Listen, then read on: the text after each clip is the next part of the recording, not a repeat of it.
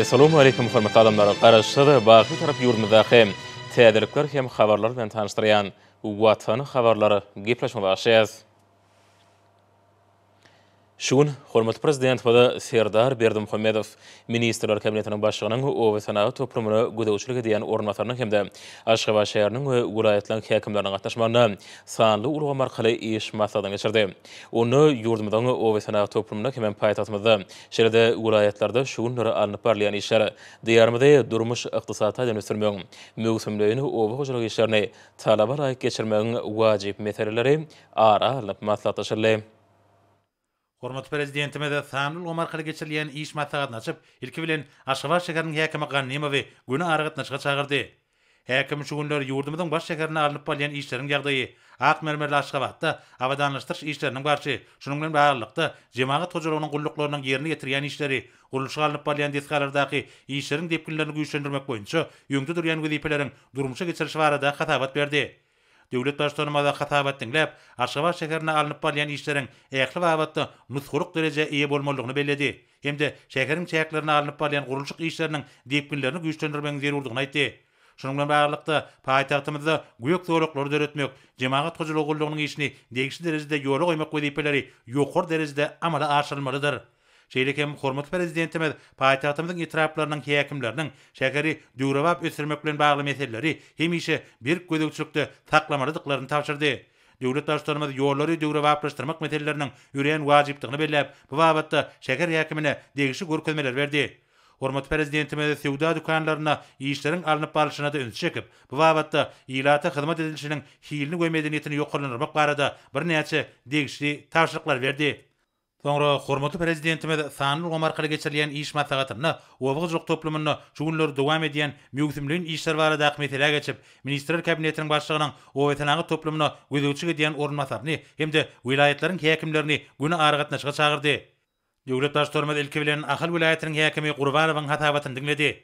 Häkim welaýatyň ekrançyk meýdanlaryna alınıp barlayan işleriň ýagdaýy, aýratynda gowy çekişini ýokary kildi, hemde bellenlen möhletlerde tamamlamak, yer almanyň, soganyň we göýük bagça ekinleriniň bol hatyryny ösürip geçirmek, hemde pili öndürmek mögümini guramaçykly geçirmek boýunça ýerine getirilýän işler barada hatabat berdi.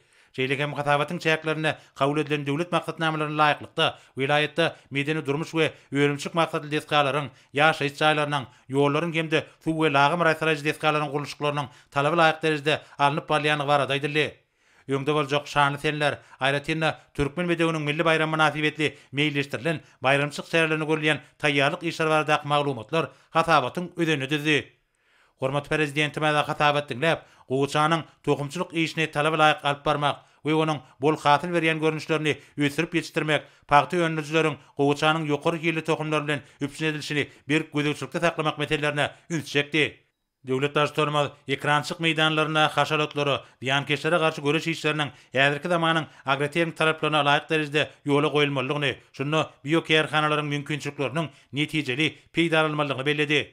Welaýetde pili öndürmek mögümini guramaçykly we ýokary hili geçirilmeliler. Mundan başga da yer almanyň we beýleki göýük bagça ekinleriniň bol hatyryny ösürip geçirmek maksady bilen zerur işler geçirilmeliler diýip hormatly prezidentimiz bu wagtda häkime bir näçe tapşyryklar berdi. Döwlet başlarymyz welaýetyň çäklerini alınıp barlayan guruluşyk işleriniň ýokary hili we bellenlen möhletlerde tamamlanmagynyň häzirki döwrüň möhüm talap bolup durýanyny ölçekdi. Hormatly prezidentimiz ýurdumyzyň durmuşynda möhüm ähmiýetli şanly senleriň, hyzgutanyna türkmen bedewiniň milli bayramy münasibetli meýilleşdirilen şäherleriň ýokary guramaçyk derejesiniň üpçün edilmeligini belledi. Soňra hormatly prezidentimiz Balkyn welaýatynyň häkimi Atahalliýewe söz berdi. Häkim ilki bilen welaýatyň durmuşynda möhüm ähmiýeti bolan köpügürli hatahananyň işine badalga berenligi hemde täze ýaşaýyş jaýlarynyň guruluşyklarynyň düýbüniň tuturanlygy üçin hormatly prezidentimiz welaýatyň ähli ilatynyň adyndan hoşallyk bildirdi. Soňra häkim şu günleri welaýetde alınıp barlayan işleriň ýagdaýy, gowy çekişini guramaçykly geçirmek, döwlet başlarymyzyň yer almanyň, soganyň we beýleki göýük bagça ekinleriniň bol hatyryny ösürip ýetişdirmek boýunça ulul beren tapşyrıklaryny ýerine getirmek ugruna ýaýlandyrylan giň möçerli mögümlüğin şäherler barada hatabat berdi. Şu günleri welaýetyň ekrançyk meýdanlaryna gowy çekiş bilen bir gatarda akinlere ýydyk etmek işleri baty depkinlerde we guramaçykly alınıp barlýar. Şol bir wagtyň özünde pili öndürmek mögümini guramaçykly geçirmek maksady bilen welaýetde ýüpek gurçuklarynyň ýokary hili tokumlary ýetişdirilip, häzir olary ýydyk işleri alınıp barlýar. Atabatın çayaklarına vilayette o milli maksatnamasyny üstünlükli yerine getirmek, ýaşaýyş jaýlaryň, ýollaryň we beýlik inženerçilik tesgalaryň gurulşygyny çaltandyrmak ugruna alınıp balýan giňirimli işler barada edildi. Şanly senleri guramaçylyk geçirmek, aýratynda şu ýyl Balkan vilayetinde giňden bellenýän türkmen bedewiniň milli bayramy münasibetli meýilleşdirilen çäreleriň medeni maksatnamasy barada hatabat berildi. Hormat prezidentime de hatabat dinläp, vilayetde alınıp balýan mögümlerin owagyjylyk işleriniň häzirki döwrüň talabyna we agrarien kadra laýyklykda gurulmalydygyna ünsüçekdi. Şunu aýkinleriň ösüşine yaramaz täsiri bolan haşalotlary, diýankeşlere garşy görüş çärelerini guramaçylyk geçirmek, şol wagtyň özünde vilayetiň çäklaryny kerek edýän biokerhanlaryň mümkinçiliklerini netijeli peýdalanmak zerur talap bolup durýar. Döwlet başlarymyz ýurdumyzda azyk öpçünçiligini hata puturlandyrmak ugruna alınıp balýan işleriň döwrüň tarabyna laýyk derejede gurulmalydygyny, vilayetde yer almanyň we beýleki göýük bagça ekinleriniň bol hasylynyň ýetişdirilmeligini belledi. Şol wagtyň özünde vilayetde ýüpek gurçuklaryna ýygyp etmek işleri talaby laýyk gurulmalydyr diýip hormat prezidentimiz bu wagtda häkime bir näçe tawşyklar berdi.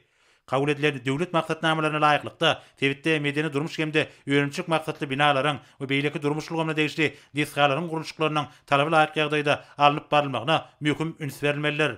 Hormat prezidentimiz Balkan vilayetiniň açylyk sport toplumuna geçiriljek türkmen bedewiniň milli bayramyna görülýän taýýarlyk işleriniň ýokary guramaçylyk derejesiniň üpçün edilmeligini öňsüçekdi. Endi bu wagtda häkime degişli görkezmeler berdi. Soňra hormat prezidentimiz Daşoğul vilayetiniň häkimi Nazar Muradow söz berdi. Häkim vilayetde alınıp balýan mögümlerin owagyjylyk işleriniň depkini, aýkinler edilýän ýygyk işleriniň derejesi we gowy çekişini ýokary killik hemde bellenlen möhletlerde tamamlamak ugruna amala aşyrýan işler barada hatabat berdi.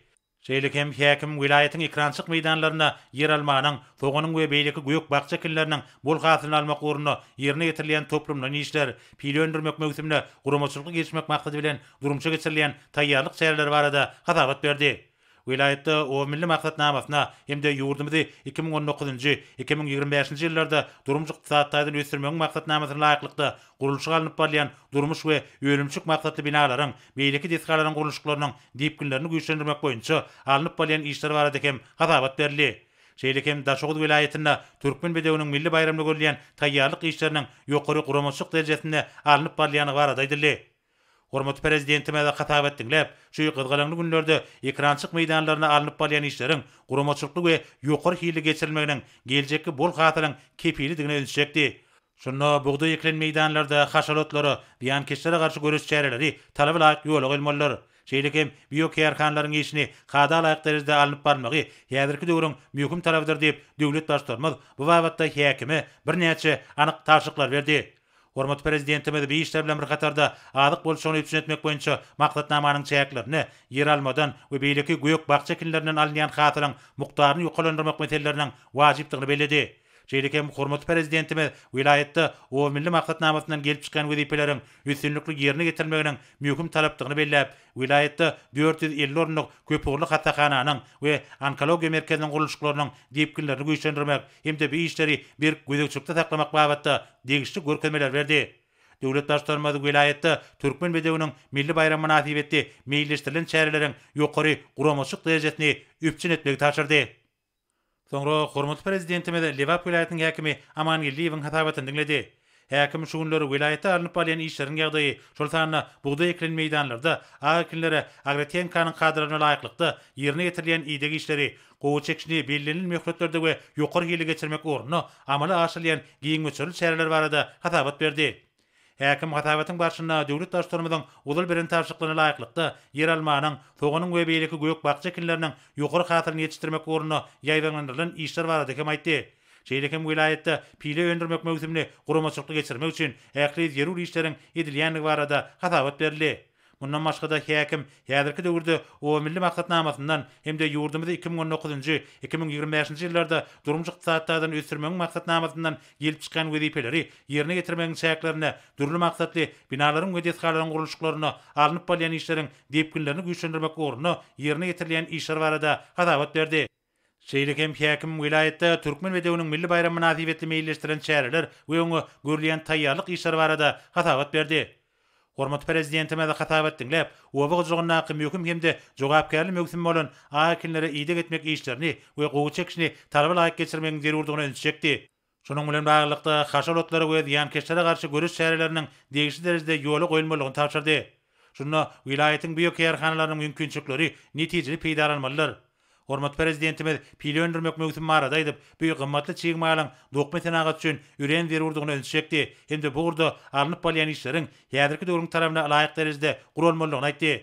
Döwlet başçylarymyz vilayetin çäklerine bina edilen medeni durmuş maksatly diskalaryň gurulşyk işleriniň ýokary hilli we öz wagtyny ýerine getirmeginiň wajypdygyny bellädi. Hem-de bu wagtda häkimi bir näçe tawşyklar berdi. Hormat prezidentimiz Türkmen bedewiniň milli bayram münasibetli meýilleşdirilen şäherleriň ýokary guramaçyk derejesiniň üpçün edilmeligini tapşyrdy. Soňra döwlet başçylarymyz Mar vilayetiniň häkimi Anna Berdiýewa söz berdi. Häkim häzirki döwürde vilayetiň ekrançyk meýdanlaryna alınıp bolýan işleriň ýagdaýy, gowy çekişini guramaçykly, agriten kadr esatyna we ýokary gili geçirmek ornuny edilýän tagallalar, şeýlegem bugdaý eklen meýdanlarda alınıp bolýan ýygyk işleriň derejesi barada hasabat berdi. Hasabatyň çäklerine yer almadan, soğunun we beýleki göýük bakça ekinlerinden ýokary hasyl ösürip ýetişdirmek hem-de vilayetde pili öndürmek mögüsümli guramaçykly geçirmek ornuny degişli işleriň ýerine getirilýäni barada aýdyldy. O milli maksatnamasyna laýyklykda vilayetde medeni durmuş maksatly deskalaryň, ýaşaýyş şaýlarynyň hem-de ýollaryň, suw we lagym arasy deskalaryň gurulşygy baty depkinlerde dowam edýär. Şeýlekem vilayetde Türkmen bedewiniň milli bayram münasibetli meýilleşdirilen bayramçyk şäherler barada hasabat berildi.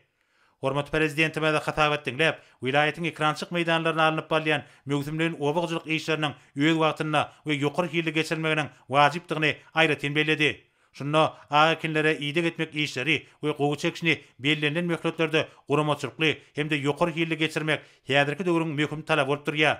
Şol wagtyň özünde ekinlere diýen merjilere, haşalotlara garşy görüş şäherleri agriten kadra laýyklykda ýoly goýulmalylar. Döwlet başçylarymyz häzirki wagtda ýurdumyzda azyk bolşuny hasa üpçün etmek, göýük bakça önümleriniň ýöndürilýän möçörlerini artdyrmak meselelerini üns berilýänini belläp, bu işleriň talap laýyk alınıp barmak wagtda häkimi anyk tawşyklar berdi. Hormat prezidentimiz pili öndürmek mögüsüminiň guramaçykly geçirilmegi, bellenlen meýilnamany üstünlikli berja etmek ornuny berur tagallalaryň edilmegi wagtda anyk görkezmeler berdi. Döwlet başçylarymyz vilayetde durly maksatly deskalaryň gurulşyklarynyň ýokary hilli hem-de bellenlen möhletlerde tamamlanmagynyň häzirki döwrüň möhüm talabydygyny bellädi. Ýurdumyzyň durmuşynda möhüm ähmiýeti bolan şanly senler, aýratynda Türkmen bedewiniň bayram münasibetli meýilleşdirilen şäherleriň ýokary guramaçyk derejesi üpçün edilmeliler. Soňra hormat prezidentimiz Ministrler Kabinetiniň başlygynyň ornatary Urad Geldiýewa söz berdi. Vice-premier ýurdumyzyň ekrançyk meýdanlaryna alınıp barýan mögüsümleriň obagçylyk işleriniň ýagdaýy barada hasabat berdi. Häzirki döwürde ýurdumyzda bugdaýyň ýokary hasylyny ösürip ýetişdirmek maksady bilen akin meýdanlaryna maýsalary goşmaça iýmitlendirmek, olary öziş tugun tutmak, şeýlegem geteleriň we ziýankeşleriň ýüze çykmagynyň ýöňüne almak boýunça işler utgoşly dowam edýär. Şonuň bilen baglykda vice-premier şu günler Akal, Lewap we Mar vilayetlerine ýüpek gurçuklaryny ýygyk etmek işleriniň alınıp barýanyny, Balkan vilayetine ýüpek gurçuklarynyň ýokary hilli tohumlarynyň taýýarlandyp, olaryň paýlanýany barada hasabat berdi. Daşoğuz vilayetine bolsa Sevitin howa şertleri nazar alınıp, ýüpek gurçugynyň ýygyk işlerini 26 aprelde girişler. Vice-premier hatabatyň barşyna ýurdumyzda ofisynagy toplamynyň ähli düzümleriniň ösürmek ornuny döwlet tarapyndan giňmeçerli gollugyň berilýänini we owat ähmetkeşleriniň döredilen mümkinçiliklerden netijeli peýdalanyp, ýöňde golan wezipeleriň üstünlikli ýerine getirmek ornuny berur tagallalary etjekdiklerini ananyrdy. Türkmen bedewiniň milli bayram münasibetli meýilnamada bellenlen şäherlere taýýarlyk görülşi barada hem hasabat berildi. Hormat prezidentime de hasabat dinläp, ýurdumyzyň ekrançyk meýdanlaryna alınıp barýan mögüsümleriň obagçylyk işleriniň agriten möhletlerde we ýokary hilli geçirmeginiň zerurdygyny belläp, ýygyk işleriniň dowamyna ekinlere ziýan berjilere we haşalotlara garşy görüş şäherleriniň talap laýyk gurulmalydygyna üns çekdi. Şol wagtyň özünde ýurdumyzyň büyük ýerhanalarynyň mümkinçilikleri netijeli peýdalanmalylar. Hormat prezidentime de ýurdumyzyň ýekli vilayetleriň ekrançyk meýdanlaryna geçişdirilýän göýük we bakça önümlerinden ýokary hasyl almak ornuny berur tagallalaryň edilmeligini, şeýlekem pili öndürmek mögüsümli guramaçykly geçirmek, şunda ýüpek gurçuklaryny talap laýyk ýygyk etmek bilen baglanyşykly degişli görkezmeler berdi. Hormat prezidentimiz her ýylyň aprel aýynyň soňky ýekşenmesinde geçirilýän Türkmen bedewiniň milli bayram münasibetli meýilleşdirilen ähli bayramçyk şäherleriniň ýokary guramaçyk derejesiniň üpçün edilmeligine üns çekdi we bu wagtda vice-premiere anyk tawşyklar berdi. Döwlet başlarymyzy häzirki döwürde ýurdumyzyň vilayatlarinyň durumjyk saatlardan ösülmegi ornuny alınıp bolýan işleriň döwrüň tarapyna laýyk derejede gurulmagynyň wajypdygyny inşekdi. Şeýlekem mögüzümlerin oba işlerinin ýokary ýyly geçirilmegine himme taraplaryň esasy çemeleşilmeliler diýip döwlet başlarymyz degişçi görkezmeler berdi. Hormat prezidentimiz Sanul Omarkaly geçirilen iş masagyny jemläp, oňa gatnaşanlara bir jan saglyk, maşgala awadançylygyny we bir karar watanymyzyň mundan meýlekde güllä besmeginiň beýikbetini alyp barýan işlerine uly üstünlikleri arzu etdi.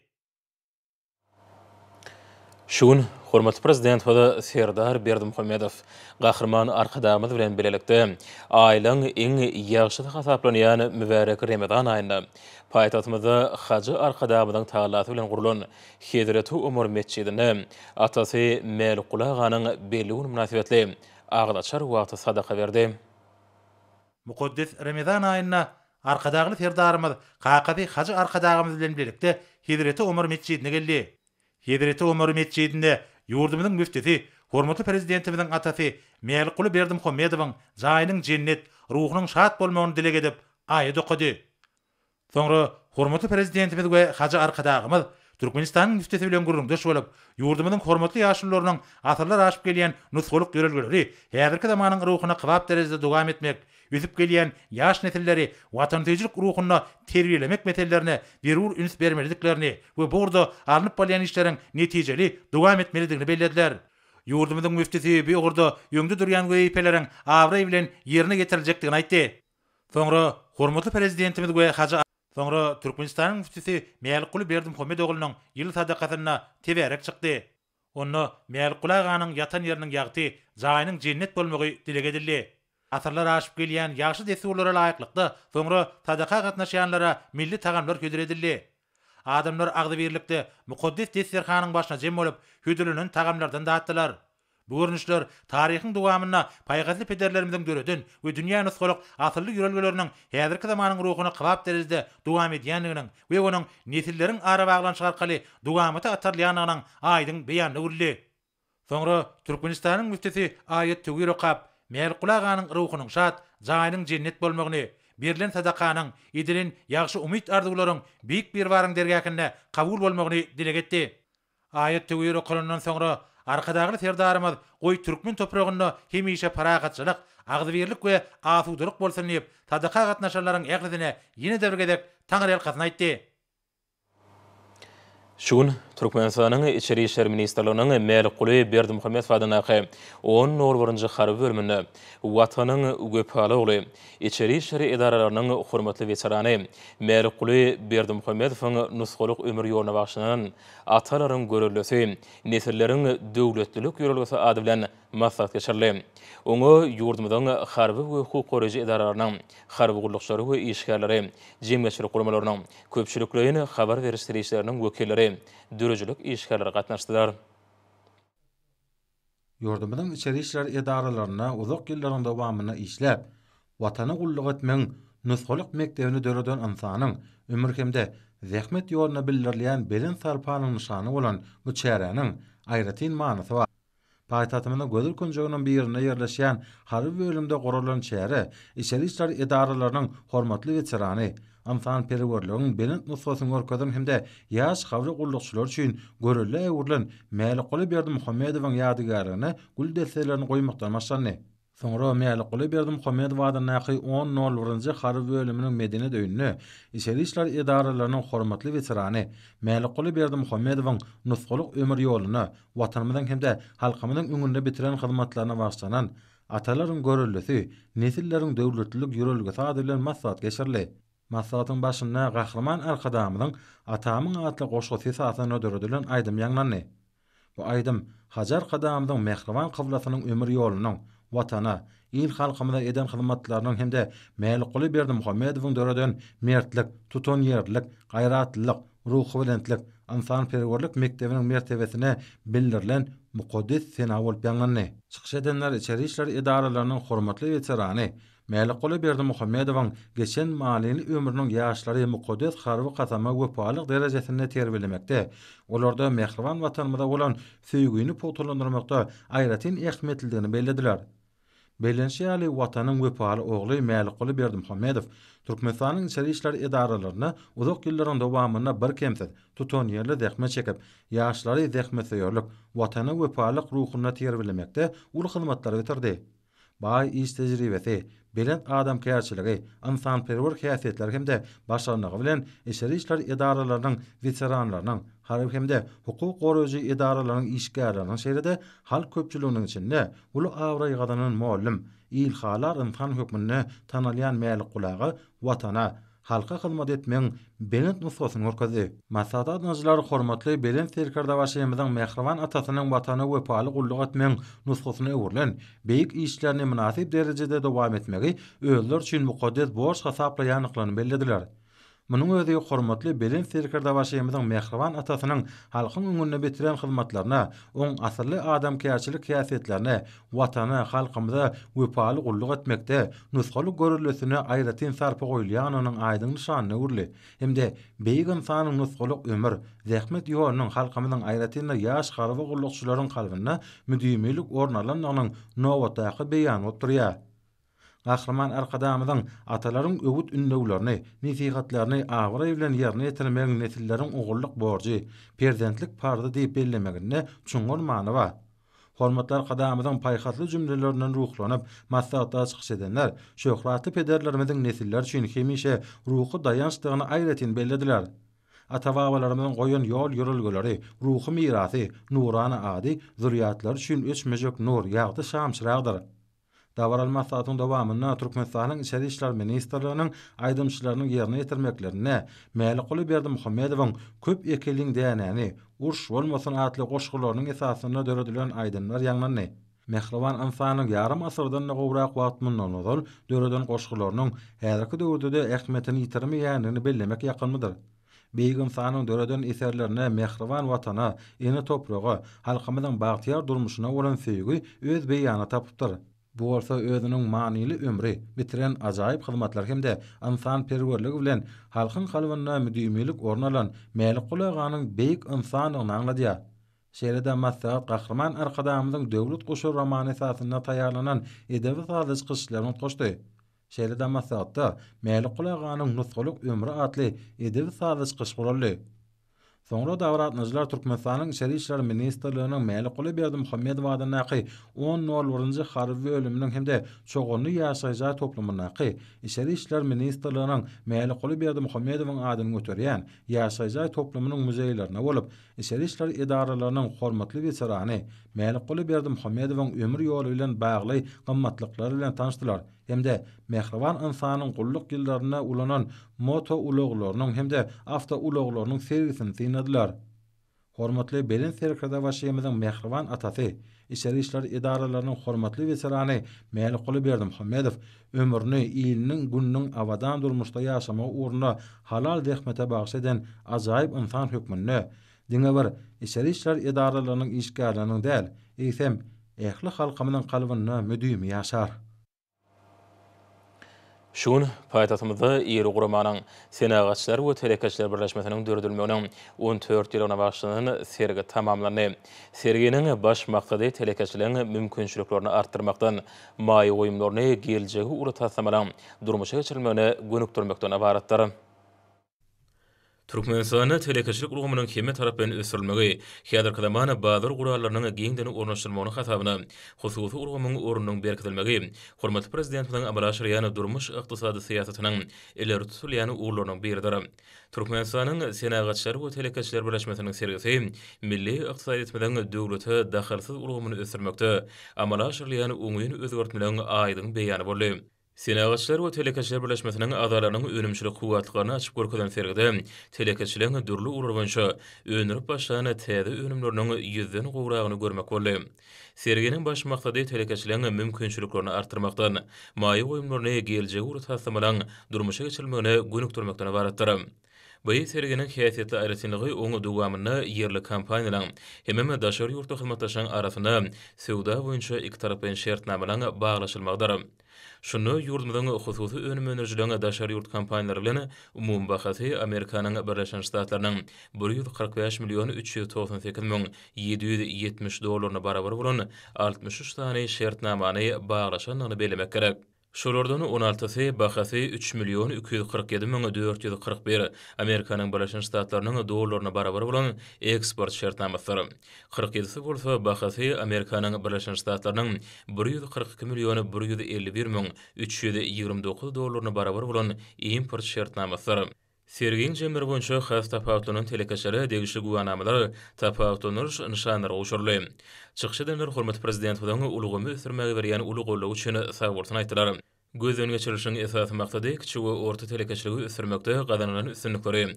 Bu urda amal aşyrylýan giň hyrymly özgertmeleri, ulugymyň innowasion esaslaryny görkezmekden ibaratdyr. Hormat prezident bilen berýän uly gollawynyň hususy iş ugrulugy ösürmek üçin döwlet tarapyndan döredilýän amatly şertlerini türkmen telekeşlerine geljege uly önemi bilen garamagy, watanymyzyň ykdysady kuwatyny artdyrmagy, mehriban halkymyzyň awadançylygyny ýoklandyrmagy bähfidine hasam tutanýarly zähmet çekmäge mümkinçilik berýär. Berqarar döwletiň täze ýamanyň galkynşy döwrüniň halkyň arkadagy zamanasy ýylynda ýurdumyzda raýatlaryň saglygyny nazarlaýan tutumlar, berent maksatly işler, sagdyn durmuş ýürelleri, adam hukuklarynyň üpçün edilmegi bilen bagly çäreleri giňer merliýär. Berqarar döwletiň täze ýamanyň galkynşy döwründe Türkmenistanyň Milli Geňeşiniň halk maslahatynyň we meclisiniň başlangyjy bilen jemgyýetçilik guramalarynyň wekilleriniň gatnaşmaklaryna Türkmen atlary döwlet birleşiginiň Daşoğuz, Lewap, Mar vilayet häkimlikleriniň guramaklaryna geçirilen waz-nesihat çärelerine işçiň häsiýet mahsus boldy. Depkinli ösgen, ykdysat taýdan kuwwatly, her bir adamyň durmuş taýdan goruglygy ýoly goýulan döwletimizi, adamlaryň halal zähmet çekmegi, ýaşlarymyzyň okumagy hüner edinip, ökde hünermenler bolup ýetişmegi, münasip diňje almak üçin ähli şertler döredilge. Bular barada gurrunlar çäreleň içinden erşargaç bolup geçdi. Maşgala mukaddesligi, milli gymmatlyklar, däp sorlarymyz, hereket edýän kada kanunlary berçä etmek, kanunylygy, hukuk tertibini üpçün etmek, raýatlyň hukuk bilimlerini artdyrmak, hukuk medeniýetini kemale getirmek, ýol hereketiniň howpsuzlygy, kanun bozulmalaryň öňüni almak, watan söýçüligi, insanperwerligi, zähmeti söýgüni terbiýelemek, döwletimiziň we jemgyýetimiziň gazananlaryny hasam berkitmek, täze derejelere çykarmak, çärelerde esasy üns berilen ugurlaryň biri boldy. Raýatlar köpçülik bilen beden terbiýe hereketlerine çekmek, sagdyn durmuş ýörelgelere ıgrarlyk gadanmak barada çykyşlara da orun berildi. Ýurdumyzda her bir maşgalanyň awadan turmuşda ýaşamagyna, ýaş nesillerimiziň milli we umumy adamzat ruhy matlaklary esasyna terbiýelenmegine önüktirilen toplumlaryň özgertmeler üstünlikli durmuşa geçirilge. Çärelerde köpçülik bilen ekologiýa çäresiniň ähmiýeti, onuň adam saglygyna peýdasyny wagt etmek möhümdigi bellenildi. Giňerimdäki maslahatlarda kuwwatly ruhy mazmun jemlerini, ol belent raýatlyk we watançylyk wagt nesihat etmekde, ýaşlary terbiýelemekde uly ähmiýeti ýedir. Çäreleň ýokary ruhy rentligi halkymyzyň midemet agzabirligini, bite uýlugyny alamatlanyrga. Hormat alymlar, Nurta ýurdumyzyň ulaytyna we paýtaxt Maşgabatda 18 aprel saat 20-den 19 aprel saat 20-şe boljak howa barada Türkmenistanyň howa maglumat ugrulygynyň berýän habary bilen tanşyryň.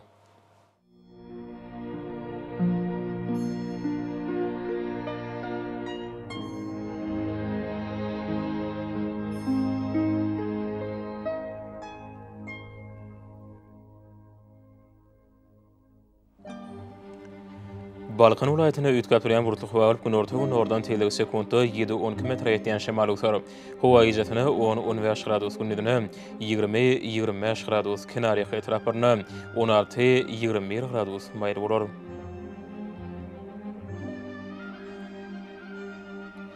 Ahir ulaýatyna üýtgap berýän burutlyk howa alyp az kem ýaşaýar günordan telegi sekundda 6-11 metr ýetýän şemal utar. Howa ijatyna 10-15 gradus gündüzine 18-23 gradus maýry bolar.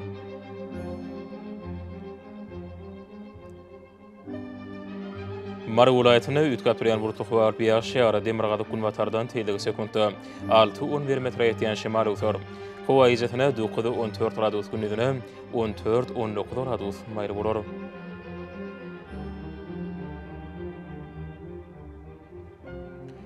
Liverpool ayetine ütkap duran burutluq var bir şehir demirağlı kulmatardan teylik sekunda 7-10 km yetiyen şemal uçur.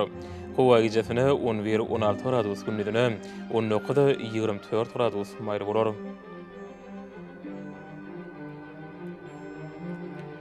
Daşuğul ayetine ütkap duran burutluq var demirağlı kulmatardan teylik sekunda 7-10 km yetiyen şemal uçur. Hava gecesine 9-14 gradus gündüzüne 19-24 gradus mayr bolur.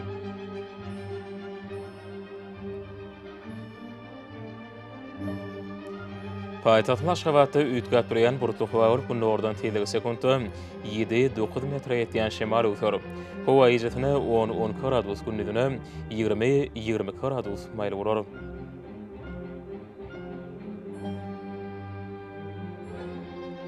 Yurdumuzda aprel ayının 19-na magnit hadisasynyň gowşak täsirli bolmagyna şüre.